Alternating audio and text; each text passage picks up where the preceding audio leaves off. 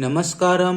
अब हम पढ़ेंगे activity 6.6 10th class biology. Observe fish in an aquarium. कि एक एक्वेरियम के अंदर आप फिश को, मछली को देखिए, उसको ऑब्जर्व करिए, उसको स्टडी करिए। They open and close their mouths and the gill slits और the operculum which covers the gill slits behind their eyes also open and close. कि आप देखोगे कि जो मछली है, ठीक है, जो मछलियां हैं एक्वेरियम में, वो अपने मुंह को खोलती रहती हैं, फिर मुंह को बंद करती रहती हैं। इसके साथ साथ वो अपने गिल स्लिट्स को भी ओपन करती रहती हैं और क्लोज करती रहती हैं। गिल स्लिट्स कहाँ होते हैं? मछलियों के अंदर आईज के थोड़ा पीछे एक ओपर्कुलम होता है, ओपर्कुलम के नीचे गिल स्लिट्स होते हैं। अभी मैं एक डायग्राम की हेल्प से आपको दिखाता हूं।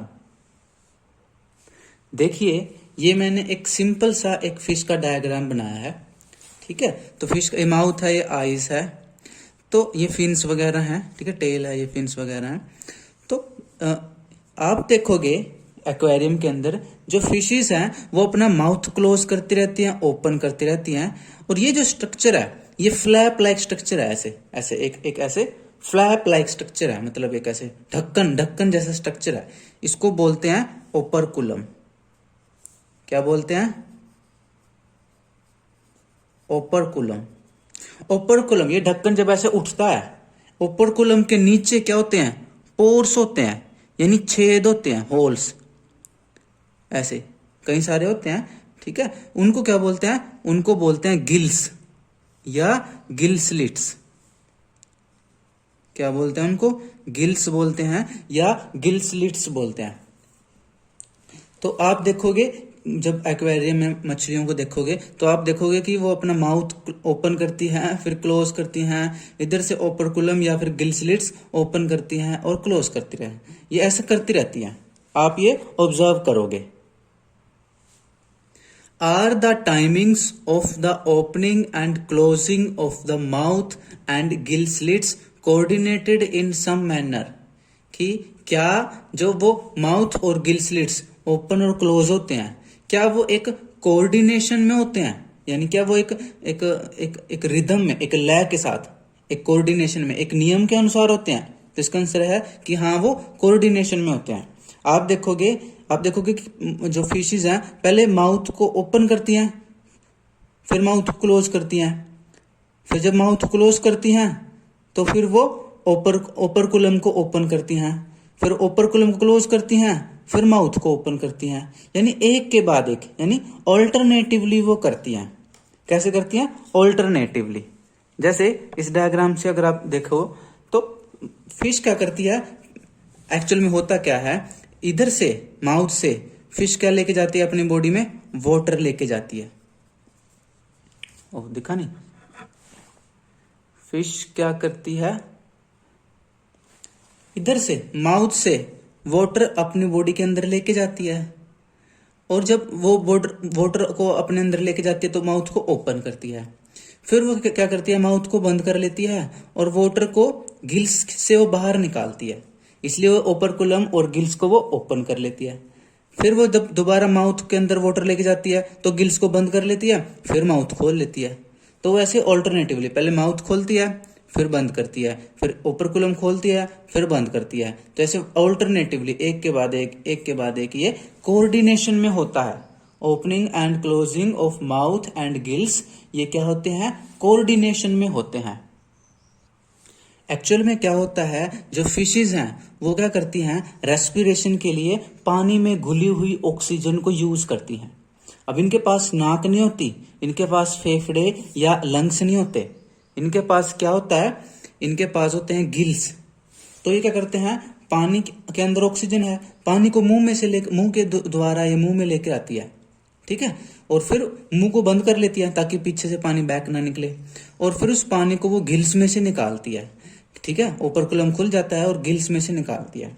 अब गिल्स के पास क्या होती है? ब्लड सप्लाई होती है, मछली की बॉडी का ब्लड आता है।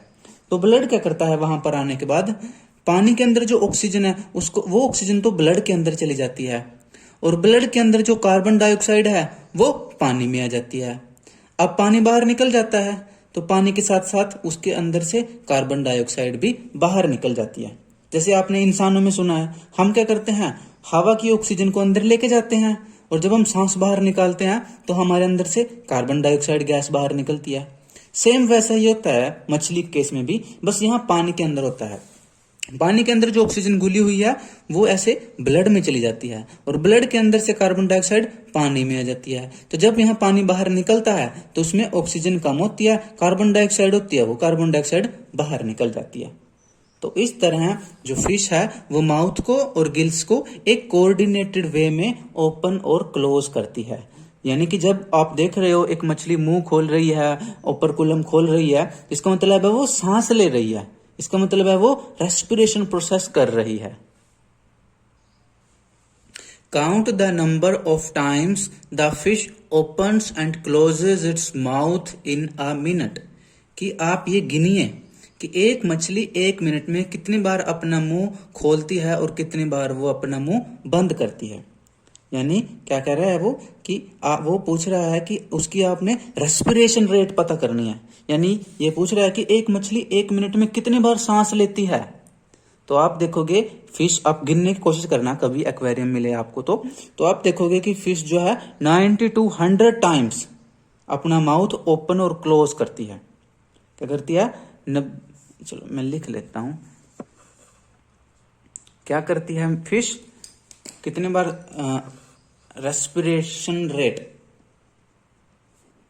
रेस्पिरेटरी रेट, यानी एक फिश जो है अपना माउथ कितने बार खोलती है?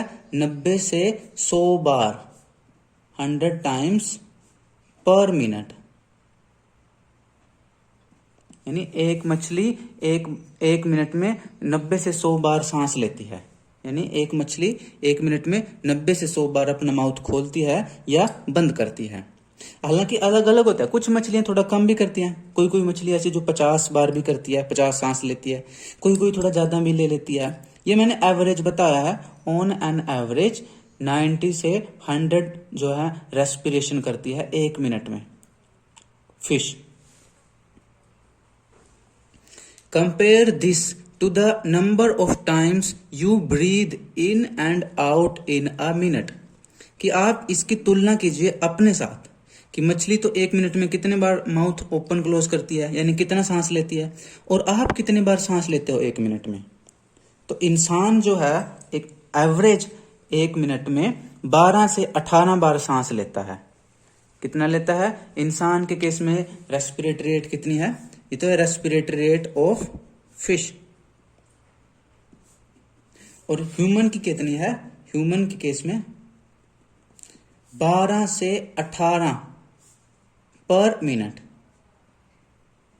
यानी एक इंसान एवरेज एक मिनट में 12 से 18 बार सांस लेता है। देखो मछली ज्यादा बार लेती है, इंसान कम बार लेता है।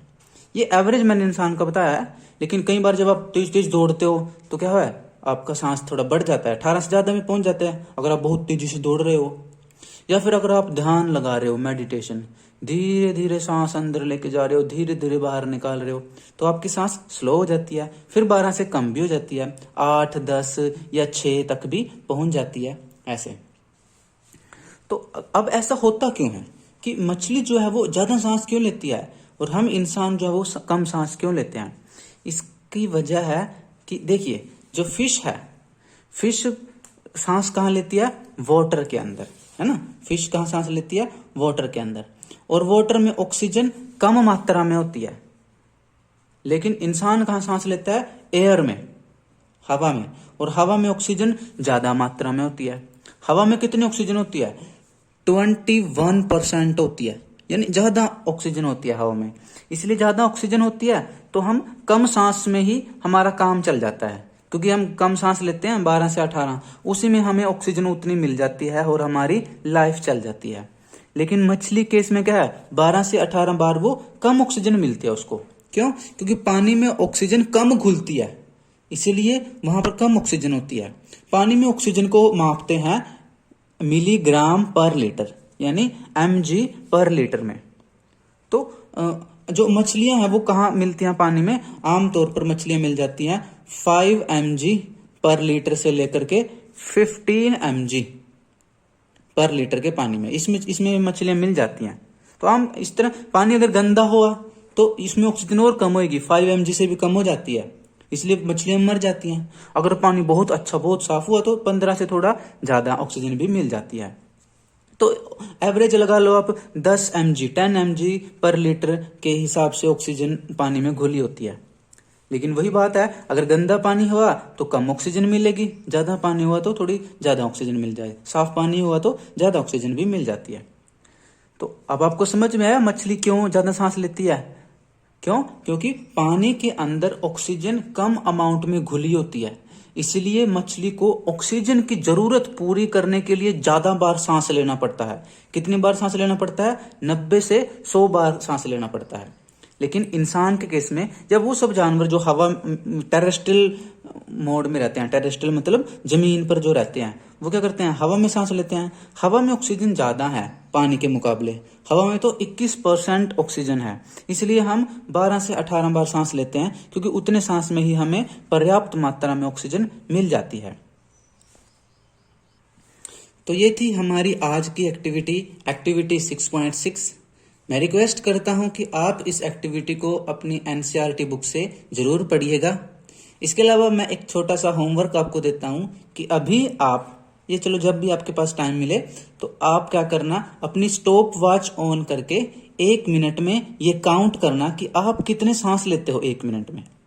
और हो सके तो मुझे कमेंट में लिख कर बताना कि अभी आपने काउंट किया और 1 मिनट में आपने कितने सांस लिए। ठीक है, तो मिलेंगे अगली क्लास में अगले टॉपिक के साथ। तब तक के लिए keep smiling, stay healthy and नमस्कारम।